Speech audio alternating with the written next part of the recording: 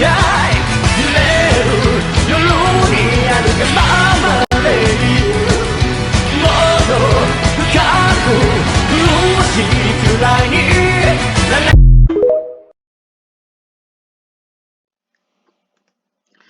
YouTube, I'm back again with another video.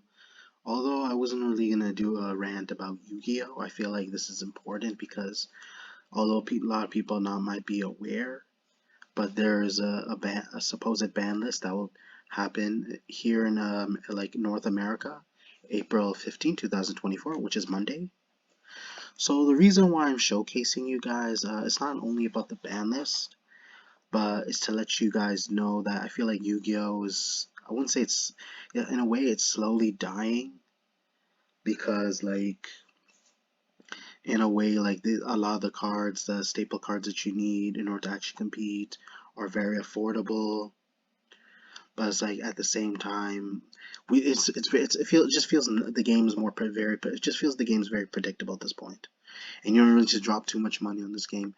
And for those who are trying to get into Yu-Gi-Oh! Just so you know the cards that you need, and just again you just need to do some further research if you want to play Yu-Gi-Oh! Just look up some like more of the recent changes, check out reprints, and then compare the pricing, and be sure to get the cards that are heavily reprinted, the ones with the lower reprints that have been recently printed in Yu-Gi-Oh! So but also I also want to look into the ban list, as there's some people who really don't appreciate the ban list by looking at, because it hits I wouldn't say these are important cards, but it's very valuable cards when you're going first in Yu-Gi-Oh! Because for those who are not aware about some of these cards, I'm not sure but why they hit like Link Rebo, Summon Limit. This may be confusing for players who don't know Yu-Gi-Oh! But from my experience, these feel like these were unnecessary hits. But for cards like Baron DeFleur and Borreload Savage Dragon, it was kind of, it was actually surprising. I didn't realize they would get touched on the ban list. But it would definitely make sense because they're, again, these are generic negates that help you going first, and again, these cards are a prime example that literally prevent you from playing the game. It may not be only those two. I'm sure there's a lot of cards out there that I haven't mentioned. But at the same time, I feel like, yes, at the end of the day, although it sucks for the people who have these cards, because they can never be played at literally at a competitive tournament. You can't go to locals with these cards and use them. But it does affect a lot of the competitive decks, I can say. But at the same time, it kind of balances out the game. I don't really agree with Link Rebo and Summon Limit getting banned. Because if you limit Summon Limit, I don't know if you limit Link Rebo, I don't know why it should be touched. Because I understand it makes you dodge like certain cards and stuff. But at least you're attributing something in order to summon Link Rebo from grave. I never really see how it's too much of a problem. But some people try to argue it has to do with Snake Eyes. But at the same time, at least Link Rebo had a cost to play, and it wasn't really hurting too many decks. It just gave you, it played at a certain degree where it wasn't toxic, where it actually gave you a chance to actually survive an attack from monsters. So I don't really see how that in itself was a problem. But moving forward, going to the limited list. At the same time, I do like this new ban list too, because it will be helping a lot of my other decks later down the road. I don't agree with Dragon Colossus coming back, because that in itself is literally, again, going back, as a toxic card that can literally prevent people from playing the game, because people need to be able to add cards from that in order to play to a certain degree, in order to get specific cards. But this card is basically saying that you cannot play Yu-Gi-Oh! Though. You know, and now it has protection too, which in itself is the problem. And you can easily fusion summon this card without having to use polymerization. Protoss, I was expecting this card to come back, but yeah, in the day I kind of understand it's the same thing as Strauss, even though Strauss hasn't been touched. I think it's because it hurts attributes more than it does types, because let me explain. You declare attribute, certain attribute, destroy all the attributes. Neither player can special summon those monsters of the declared attribute until your opponent's end phase. So I understand it's just way more impactful compared to other cards that you could possibly mention. Title at the same time, yes, they need to bring back all the Dragon Rulers to one, just so that the deck can see some significant play. Having them all limited gives the deck an opportunity to actually play, but it makes sure it ensures that the Dragon Rulers are put in check, that there isn't too much swarming, that they aren't abusing their graveyard, banishing and stuff, and then you just summon and get a bunch of excessive amount of like effects throughout one card. So that's also probably the reason why it was better to just limit them, because some people notice when you banish something with the Dragon Rulers as well as the other Dragon Rulers together, you get a combination of effects where you can actually chain block. So chicken game, I don't even think it's gonna make much difference, even if it's limited. You just get one draw, your opponent destroys or whatever. Anti-spell, people were literally waiting for this card to get hit. I say limited is fine. What would really banning it do? I feel like being see it early in the game can be really unfair. It gives the player going for too much advantage, which makes sense. So limiting it isn't too much of a problem. That means the probability of them drawing it is a lot less. So it won't enable the player to get the strategy they want, and preventing the opponent from actually doing anything. So you actually have a chance to actually play your cards. So limiting that, and the same thing could have went for summon them. Even consider it was already, they could have limited that as well to put the like floodgates in check. But some people need to be aware that Konami is just doing this because they're just simply trying to leech off of players who spend a lot of money on cards. Once there is these cards are affordable, they're cheap, and that's when they decide if they know how good these cards are, and they're seeing a lot of play. That's when Konami decides to actually touch them onto the ban list. So for the summon limits, I don't really care too much. I'm glad that Armageddon Knight is going to two, because I'm actually playing Orcus Danger combined with Mech Knights. So in a way, this will definitely help my deck. And I think, yeah, no, my deck is actually full of that. I also have another 60 card deck that uses 5 archetypes. That's literally Orcus, Danger, Phantom Knights, Scrap, Mech Knights, if I recall. Yes. So yeah, having that, I too will give me my deck definitely a small boost, just in case I want to see it more often. Purely Delicious Memory, I think people were complaining about this card too. I think it's because I am not too sure, but like, I think it's because the card in itself allows you to get access to more pearly monsters.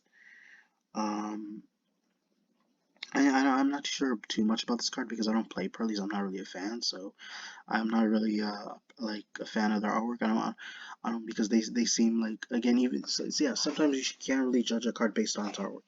A card can have like a boring, like lame, uh, like design or whatever, or a image.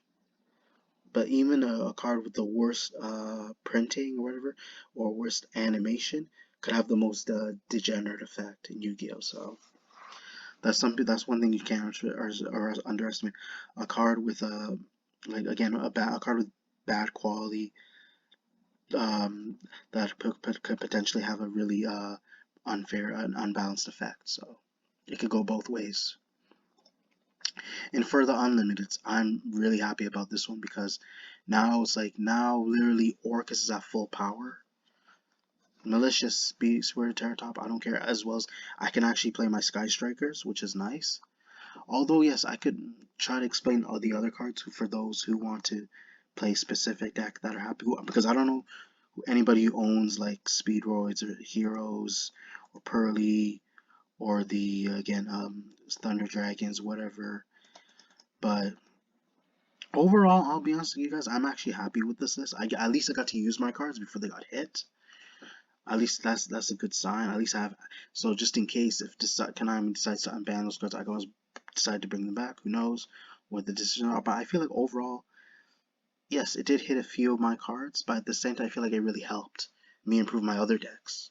which these cards I actually have access to, which are already in my binder, which I decided to reorganize and rearrange, so that it can now that my other decks can be able to play with more like they can at least play with more gravity, so they can actually be able to like have some sort of versatility now. And this ban list could be and again may not be the best balance, but I feel like they did a lot. That's one thing I can agree with Konami, but some people didn't really like the best because I can understand they probably recently purchased the Defleur, the Borreload, and all that, and the moment they banned it wild and so they were cheap, it felt like that it was just unnecessary because they feel they didn't get too much opportunity to use those cards before they got hit. So, but at the same time, I feel like it also helped revitalize the game a bit so that people can try out different strategies. And again, this even though Yu-Gi-Oh could be slowly dying right now, and this could be like an example right here, so right now, but at the same time, one thing I can say, I feel like now the game's actually affordable. So this should be a wake up call for people who want to play the new meta. Anyways, and it's either way, it's their choice. By looking at this now, is there really a point to actually continue to spend lots of money on this game and playing the new meta? Because you can already play the cards you have access to, especially now that they're affordable. This used to have a lot of staple cards like Triple Tactics, Talents, Forbidden Droplet, Evenly Matched, Lightning Storm. Those cards used to be very expensive. Pot of Prosperity, um, Pot of Extravagance, Pot of Desires. And remember how those cards, again, those cards that were literally $100, now they're like around $5 or less. For what it's worth, those really expensive cards now, at least now they're affordable. You guys should you should rely on those cards. It doesn't mean it's over for Yu-Gi-Oh, but I can understand it could be over because the game has gone to the point where it's like people are just tired of their decks getting hit, especially when they're relying on new meta. That's why I encourage you guys to do not heavily rely on meta because you're gonna lose a lot of money at some point, even though you got to use the cards.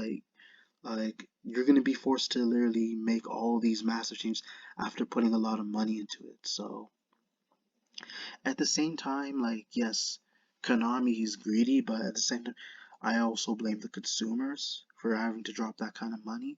Maybe if not too many people were dropping that kind of money on cards, maybe Konami be willing to make some changes and we'll be able to respect the consumers a bit more. But people are just not disciplined, and let's be real though. The player base isn't a lot of the may not be the entirety, but a lot of the player base isn't disciplined, isn't willing to like address the problem with Konami. They're not willing to actually describe what the issues are in order for them to be willing to support the Yu-Gi-Oh in order to be able to support their game. So people really need to put some thought into like, and again, it's going to become this cycle of addiction where people feel like they have to spend lots of money on these new decks because they're really making a difference, but only for like a year and a half until they get hit. So it just doesn't feel worth it, you guys. Like, because imagine you spend that money and then you lose to a deck that's very cheap, a deck that a lot of people are able to afford for a good price. I'm not gonna, it would feel humiliating to lose with a deck that I put so much money on only for it to be beaten by a deck that is cheap. So, but you guys, is one thing needing the staple cards for your deck. Only buy the cards that you need, only buy the staple cards that you need that'll help you compete against the meta rather than rely on the meta. That's just my advice again. And I feel like down the road it will really help you guys for those who are just sick of the meta, who are wondering why the Konami just keeps hitting their cards, and whether like if they plan on playing the new meta. But honestly, I wouldn't. So just play a deck that you like, that you're fond of, because if you rely on meta, it's really like and this is a fact. If you do heavily rely on meta, that really means you don't really like the deck. You just like it because of how good it is. Even if it has garbage artwork, even if if it has shitty design, whatever, people are not really looking into the factors of when they're playing a deck. A lot of people like to play a deck that they enjoy. Just follow. with a lot of a lot of smart players would do. They would just play a deck that they like, try to make it as consistent and as versatile as they can, try to make some further adjustments, and I feel it'll be less stressful for you guys. And trust me, this is me giving you advice. I think that's just really the best solution because like meta isn't it may get you somewhere in a year and a half, but there's no you cannot be in delusion and be in denial and not think that Konami is going to touch that deck. And there's a huge chance they will. So trust me on that because like you're gonna have several regrets because like again people who rely on meta does not mean they actually enjoy the deck. They just like the fact how good it is. And once there's a new meta, once there's a new archetype being introduced that's even more that isn't outdated, that overshadows that deck, they're gonna change into they're gonna replace that deck with the new one, with the new meta, and that's something there's no way of denying it because we see it it's been very prevalent in Yu-Gi-Oh, and I've seen it for myself, especially playing the competitive side of the game. So, but again, their money, you guys. If they want to make that decision, by all means, they can knock themselves out. But it doesn't affect me one bit because I know for a fact that like by straying away, like some yeah, that's why I kind of strayed. I even said myself that's why I kind of strayed away from this game just to see how this game will play out. But only to realize now is like I was right that meta is not going to really become better. It's just going to become where it's like people are just going to drop tons of money. It's going to be like this huge fest where people invest a lot of money and they're going to have like toxic attitudes. They're going to be very butthurt. They're going to be very rebellious, or they're going to try to rule shark you and try to cheat you because they realize they put themselves in this situation and they can't, they just don't want to accept it because they know it'll make themselves look ignorant. So and they're trying to do whatever they can not to be ignorant, avoid looking ignorant, but in actuality it does make them look ignorant. So at the same time I can't really have sympathy for people who rely on meta because they make that decision themselves. Everyone has a choice whether what deck they want to play and what they choose, what they want to play, what they choose to play, and what they don't want to play. And sometimes, yeah, sometimes it's best to avoid mana. If you have the money, yes, but if you get upset that your deck, once your deck gets hit and you realize you feel like it shouldn't have been the case for you, and that you dropped and poured a lot of money, then that's on you. We can say Konami is greedy for doing this and making this kind of list, but people need to be able to be more responsible and hold themselves accountable at least, and know that like I think now it's just there's a point when there needs to be a point when people need to stop and realize is it really worth my time and money? As much as I really want to play competitive, I think it's best to play the decks that I enjoy. Try to find a deck that I like and try to embrace it. And chances are and I possibly might see a lot more success than with a meta deck, and it'll be less stressful for me. So I just don't think it will really help me because now people need to be more aware that what like this pattern that Konami has been doing and how they've been treating the ban list. People are just being delusional and they refuse to be aware. It's better to be aware, you guys.